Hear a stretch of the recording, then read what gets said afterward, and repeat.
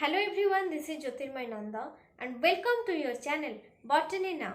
I hope you all are well in this pandemic. Please follow the government guidelines, stay safe and keep your family safe. Before going to the lecture, I would glad to share that I am thinking about to start a new series of general knowledge excluding from botany, which is beneficial to all the plus 2 and plus 3 students as well as in competitive exams. If you all like my teaching, please like and comment, and if you are new to my channel, subscribe to this channel and press the bell icon for notification.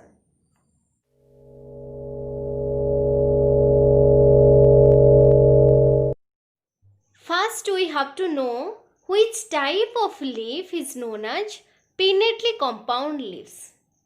The leaf lamina is undergoing incision or cuts, and this incision is going to touch the midrib.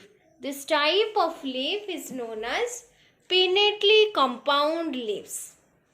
Leaf lamina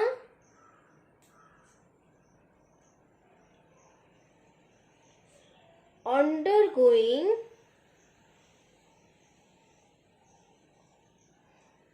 incision,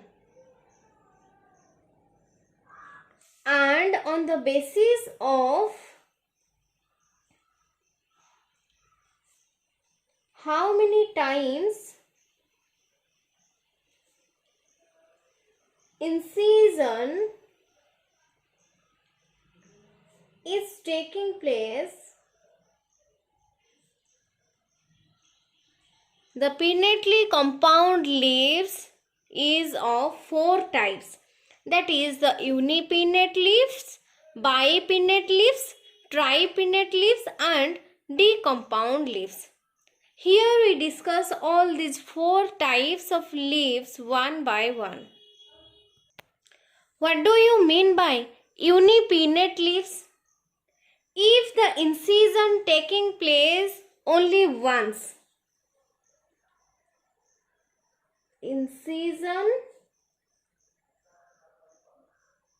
taking place only once, this type of leaves is known as unipinnate leaves. These unipinnate leaves is again of 2 types, that is the peripinnate leaves and imperipinnate leaves. In both cases, incision is only once. What do you mean by peripinnate leaf? If this is the petiole and this is the midrib. In case of compound leaf, we call the midrib as rachis. This is the entire leaf, and in case of pinnately compound leaf, this leaf undergoes incision and this incision touches the midrib. So this is one incision, this is one incision, these are the incision, and these incisions or cuts touches the midrib, and these structures are known as the leaflets. In case of peripinnate, the number of leaflets are even. So, this is the rachis. These are the leaflets. All the leaflets are arise from the rachis, and these leaflets are even in number. These types of leaves is known as peripinnate leaves. Here incision taking place only one time. So in case of peripinnate, the number of leaflets are even, and the leaflets are present in pairs.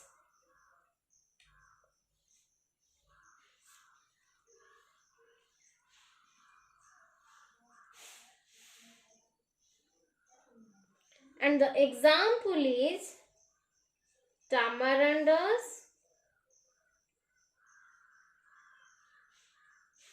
asoka, etc. So this is the asoka leaves, this is the petiole, and this is the midrib. And in case of compound leaves, we call this midrib as rachis. From these rachis, the leaflets and arise. These are the leaflets, and these leaflets are present in pairs. These are present in pairs, and here the incision taking place only once. This type of leaf is known as pinate leaves. Then what do you mean by impinate leaves? So this is the midrib. In case of compound leaf, the midrib is known as the rachis.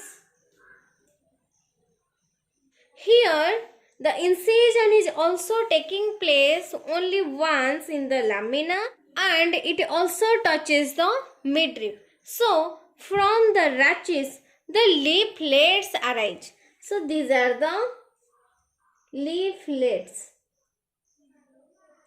The leaflets arise in pairs in lower side, and in upper side there is only one unpaired leaves. So these are the leaflets, and in lower side they are present in pairs, and in the upper side there is presence of a single unpaired leaves. So this type of leaves is known as impinate leaves. And here the leaflets are odd in number. The example is neem, rose, etc. So in case of rose, this is the rachis, and the leaflets that arise from the lower side is present in pairs. So these are the two leaflets arise from the rachis, and they are present in pairs, and these leaflets present in the upper side, and this is the unpaired leaves. This type of leaves is known as impinate leaves. Then what do you mean by bipinnate leaves? If incision taking place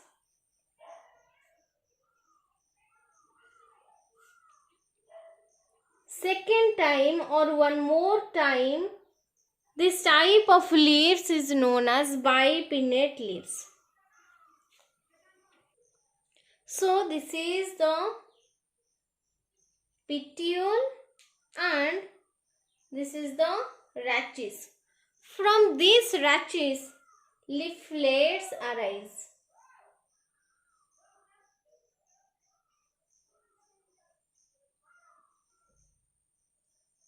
And in leaflets, there is also the presence of midvein, and this is the rachis. Now the leaflets is going to show incision one more time. And when the leaflets divides second time, then the structure which is produced from this leaflet is known as pinnules. So here the leaflets undergoes one more incision to produce the structure known as the pinnules. This is the pinnules, and the structure from which the pinnules arise is known as the rachilla.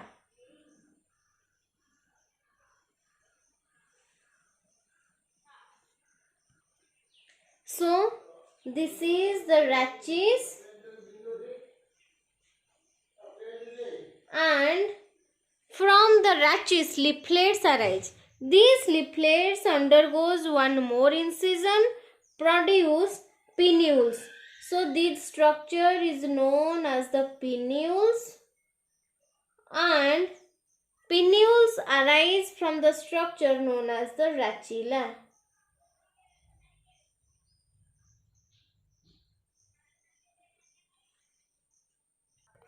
So the leaflets attached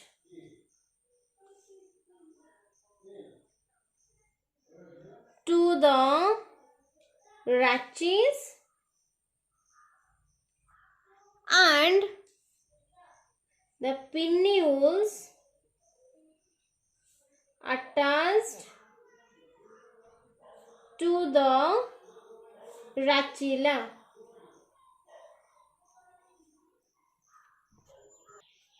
The example is acacia, mimosa, etc. So this is the stem of mimosa. This is the rachis. The leaflets undergoes one more incision to produce pinnules.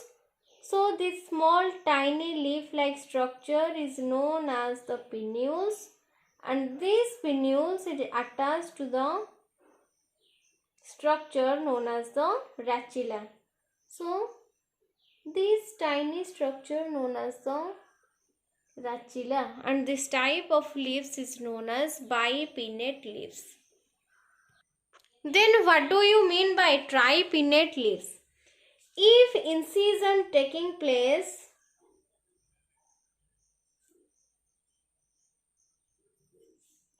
third time, this type of leaf is known as the tripinnate leaves. In this case, the incision will be in pinnules. So this is the petiole and this is the rachis. From the rachis leaflets arise. These leaflets contains veins. Again, these leaflets undergoes one more incision to produce pinnules. So these are the leaflets. These are the pinnules. These pinnules also contain veins. Now these pinnules undergo one more incision to produce small or tiny leafy like structure. Now this small tiny structure is known as pinnules.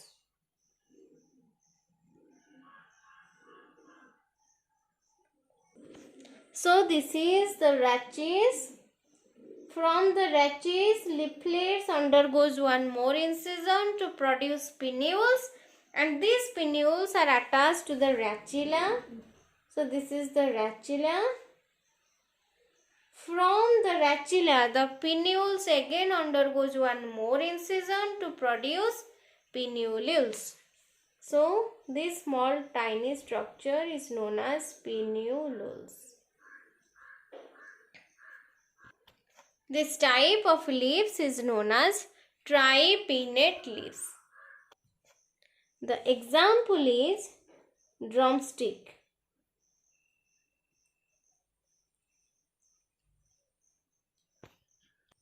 So in case of drumstick, this is the rachis. The midrib is known as the rachis. Then from the rachis, the rachilla arise.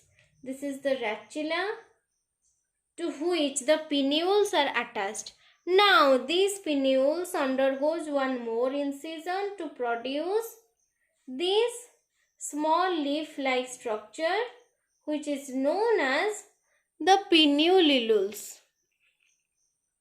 And this type of leaves is known as tripinnate leaves. Then, if incision occurs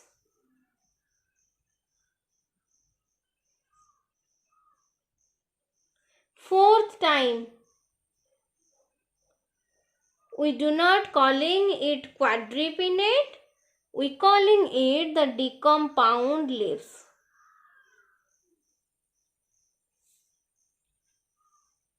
The example in which the decompound leaves are found is coriander.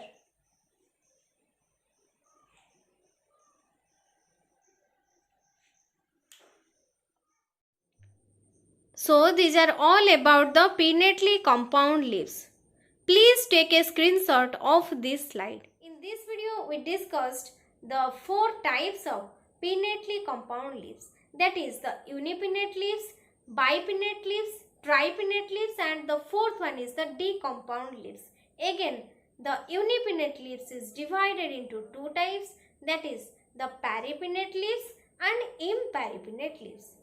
If the leaflets are even in number, it is known as peripinnate leaves, and if the leaflets are odd in number, then it is known as imperipinnate leaves. In the next video, we will go for different types of pinnately compound leaves. I have given the link of the slide of this video in my Facebook page Botany Now, and also given the link of the previous video in my description box.